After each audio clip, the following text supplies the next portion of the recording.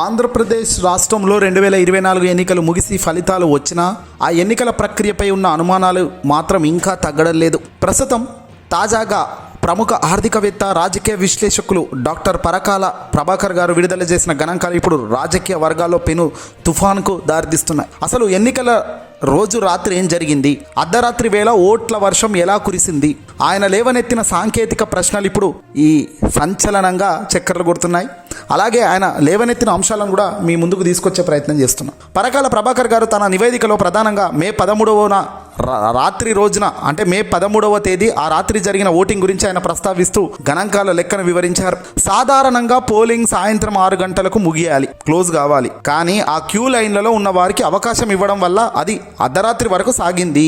ఆయన లెక్కల ప్రకారం మే 13 రాత్రి 11:45 నుంచి మే 14 తెల్లవారుజామున 2 గంటల వరకు, అంటే ఈ మధ్య దాదాపుగా 135 నిమిషాల్లో, కేవలం 135 నిమిషాల్లో మొత్తం సుమారుగా 17,20,000 ఓట్లు పోలయ్యాయి. మొత్తం 3,500 పోలింగ్ కేంద్రాలలో ఈ అసాధారణ ఓటింగ్ జరిగిందని ఆయన డేటాతో సహా బయట పెట్టేశారు. అంటే సాయంత్రం 5 గంటల నుంచి రాత్రి 2 గంటల మధ్య సుమారు 52 లక్షల మంది ఓట్లు పడ్డాయి. ఇది మొత్తంగా ఓటింగ్లో చాలా కీలకమైన సంఖ్య. ఇక్కడే అసలు ట్విస్ట్ మొదలవుతుంది. ఎందుకంటే పరకాల గారు ఒక సామాన్య ఓటర్కు పట్టే సమయాన్ని ఆయన విశ్లేషించారు. టైం మేనేజ్మెంట్ కింద 20 సెకండ్ల మిస్టరీ ఇక్కడ ఉంది. 135 నిమిషాల్లో 3,500 బూతులలో సగటున ఒక్కొక్క బూతులలో 491 ఓట్లు పడ్డాయి. అంటే నిమిషానికి సుమారు 3.6 ఓట్లు, అంటే ఒక నిమిషానికి 3.6 ఓట్లు పడ్డాయి. దీని అర్థం ఒక్కో ఓటుకు 20 సెకండ్లు మాత్రమే సమయం తీసుకోవడం ఇక్కడ సంచలనం. ఒకసారి ఆలోచించండి, ఒక ఓటరు లోపలికి వెళ్ళి జరిగే ప్రక్రియ ఏమిటి? ముందుగా ఏజెంట్కు స్లిప్ చూపించాలి, పోలింగ్ ఆఫీసర్ దగ్గర సంతకం లేదా వేలు ముద్రలు పెట్టాలి, వేలికి సిరా పెట్టించుకోవాలి, ఆ తర్వాత ఓటింగ్ కంపార్ట్మెంట్లోకి వెళ్ళి బటన్ నొక్కాలి. ఈ పనులన్నీ కేవలం 20 సెకండ్లలో జరగడం నిజంగా మీకు సాధ్యమేనా? ఈ వీడియో వినే వాళ్ళకు కూడా ఆలోచించండి. 20 సెకండ్లలో ఇలా జరిగిందంటే నిజంగా ఇది నమ్మశక్యమైన ప్రశ్నేనా? లేదంటే పిల్లాడిని అడిగినా చెప్తాడు. 4 అడుగులు వేసి ఇటు తిరిగి అటు తిరిగే లోపే నిమిషం 2 నిమిషాలు అయిపోయే పరిస్థితి ఉంటుంది. అలాంటిది 20 సెకండ్లలో, అంటే మెరుపు తీగలాగా పోయి చేశాడు. అంటే మెరుపు తీగ కన్నా వేగంగా అది అసలు సాధ్యమేనా? అది సాధ్యమయ్యే పాయింటా? సాధ్యమైన గణాంకాలైనా? సాధ్యమైన లెక్కేనా?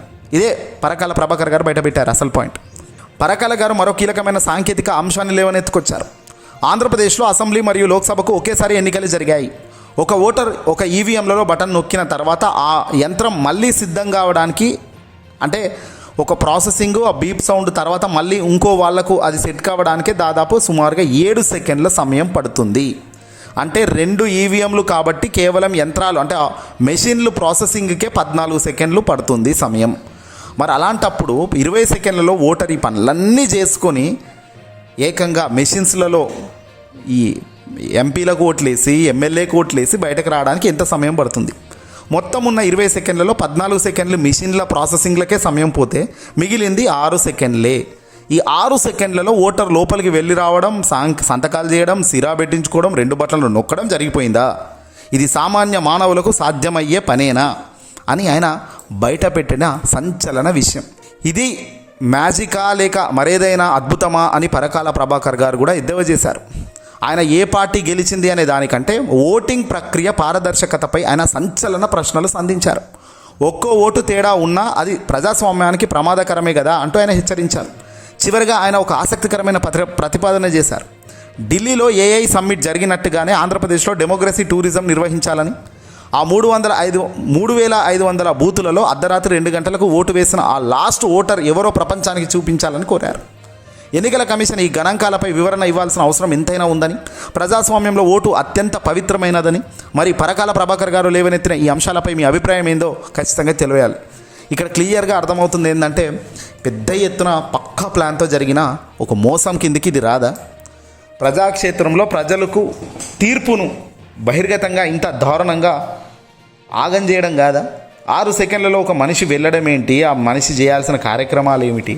20 సెకండ్ల సమయంలో ఆ మెషిన్లు అవి సెట్ కావడానికి, ఒక మనిషి ఓటేస్తే ఆ బీప్ సౌండ్ ఇచ్చి ఇంకో ఓటర్ వచ్చేదానికి అవి సెట్ కావడానికి 7 సెకండ్లు, అంటే ఒక్కొక్క దానికి 7 అంటే దాదాపు 14-15 సెకండ్లు అక్కడే పోతుంది. ఉన్న 5-6 సెకండ్లలో ఈ మనిషి వెళ్ళడం, ఇదంతా జరిగే పనేనా?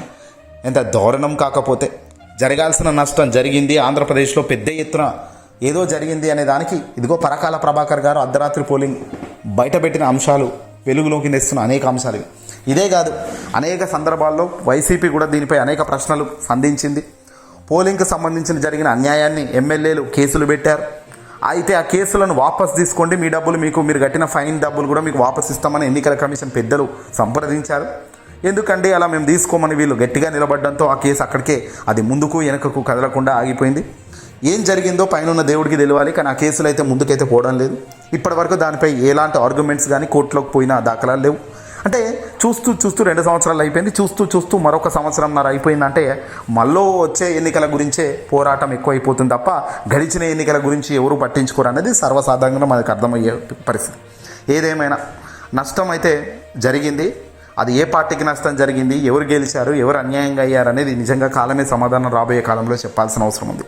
ఎందుకంటే ఇవన్నీ కూడా ఒక మనిషి తలుచుకుంటే గెలిచే పనులు కాదు, ఒక వ్యవస్థలు అన్నీ ఒక్కటే చేసిన పనులుగా కనబడుతున్న తరుణం. ఎందుకంటే వీటిని ఆన్సర్ చేయాల్సిన ఎన్నికల కమిషన్ ఆన్సర్ చేయకపోవడం, ఇప్పటి వరకు కూడా దీనిపై స్పష్టత ఇవ్వకపోవడం, ఇచ్చిన స్పష్టతలో క్లారిటీ లేకపోవడం, పైన వీవీప్యాట్లో ఉన్న స్లిప్లను కాల్చిపారేయడం, 45 రోజులు ఉండాల్సిన అవి 10 రోజులకు కూడా కాకముందే కాల్చిపారేయమని పైనుంచి ఆదేశాలు, ప్రత్యేక ఆదేశాలు ఇవ్వడం, స్పెషల్ ఆదేశాలతో వాళ్ళు పేపర్లను వీవీప్యాట్ స్లిప్లను ఎందుకు కాల్చేశారు, 10 రోజులు కాకముందే కాల్చిపారేశారు, 45 రోజులు నిల్వ ఉంచాల్సిన డేటా లేకుండా చేశారు. ఒక సిస్టమేటిక్ కరెక్షన్గా ఇదంతా జరిగిందనేది ఇవన్నీ చూస్తుంటే అర్థమవుతుంది.